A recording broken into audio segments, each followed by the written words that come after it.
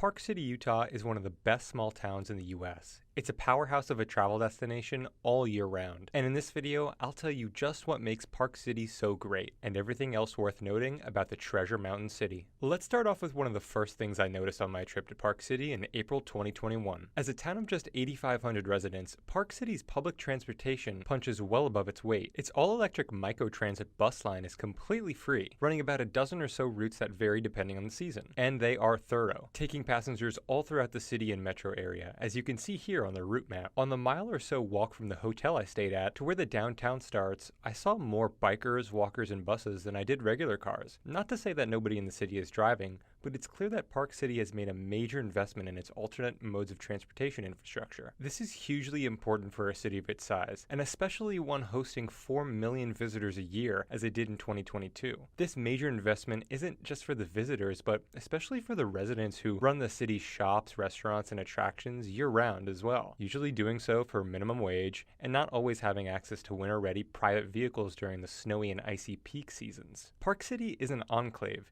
It's situated far enough from any other large city or metro, while also being close enough to reap the I-80 and Salt Lake City big city amenities. Park City's Main Street downtown and surrounding area are far enough away from US Highway 189 and to where the city has a connected and cohesive feel, while also being quiet.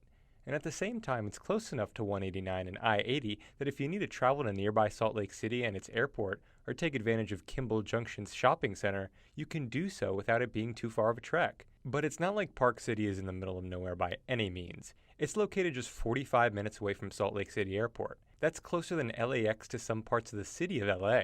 You just don't get that sense of connectivity in cities and suburbs that have major interstates cutting through them, like Burbank, California, or nearby Thornton, Colorado. Not only do freeways cut cities in half at the expense of precious peace and quiet, but the lack of walk and bikeability affects the city's overall feeling of community. Park City doesn't seem to suffer from this problem, at least not that I could tell during my visit. But let's dive more into what makes downtown Park City so special and stand out among its mountain town peers. For one, Park City has an actual main street, something lacking in other mountain towns of similar size. Park City's main street is as charming and communal as it is historic and utilitarian. The quality of shopping and dining here, in a word, is impressive. I can't tell you enough about how everything I ate in the city was just amazing. A personal TownCityState recommendation on Main Street is the restaurant known as the Eating Establishment. Yes, that's its real name, specifically their French toast. That stuff will change your life. Seriously though, Park City serves up great grub, and at any price point. Another surprise favorite is Freshy's Lobster Park City, where, in the middle of the mountains in Utah, you can get a 10 out of 10 lobster roll. Curious Canadian viewers of the channel will be pleased to know that Park City is home to one of only 2 brick-and-mortar Roots locations left in the US. The other is in northern Michigan. Main Street is also home to the Park City Museum, which is not only interactive but highly informative, with exhibits on Park City's extensive mining past and ski history, and much more. I love museums like this, especially when they put them right on Main Street. I think it really shows how proud the city is of their people, history, and culture. Another one of my favorite things about Park City that I think makes it just a great city are its city parks and the Silver Creek. The palindromically named Park City City Park and adjacent Silver Creek make for a beautiful nature walk, literally just steps from downtown. During my time in Park City, I stayed at the Doubletree, about half a mile from downtown. One of my favorite things to do every morning was waking up, strolling down Main Street, visiting the shops and restaurants, chilling with this bear, and then once I make my way through Main Street, walk down the creek and end in the park. There's just something about combining that city feel with real and rugged nature that makes Park City's city parks such a comforting place to experience. Like I said, my visit was in the April month, so there was little to no skiing going on, which meant a lot of the amenities nearby were closed for the season, which I didn't mind.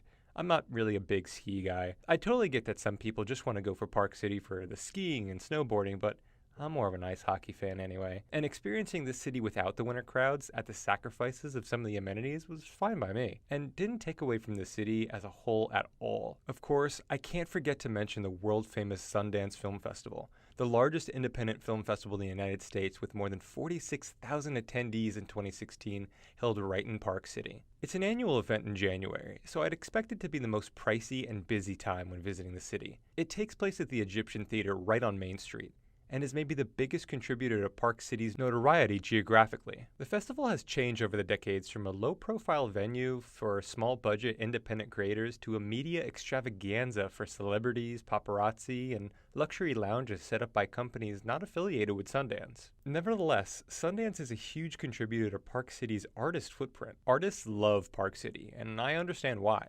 The most unique piece of art I saw in Park City had to be this.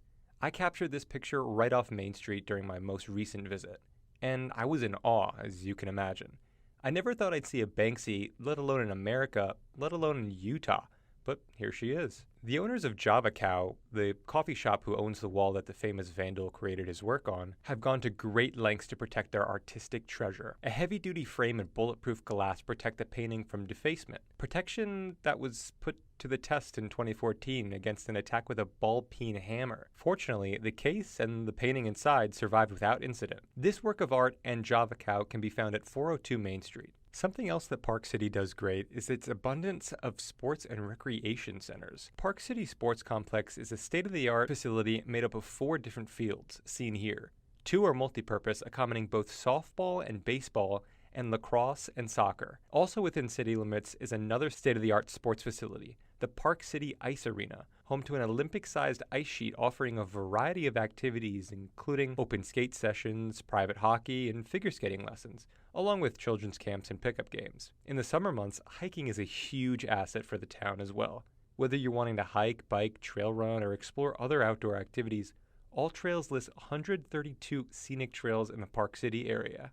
And of course, a video on everything great about Park City isn't complete without talking about their main sports attractions, skiing and snowboarding.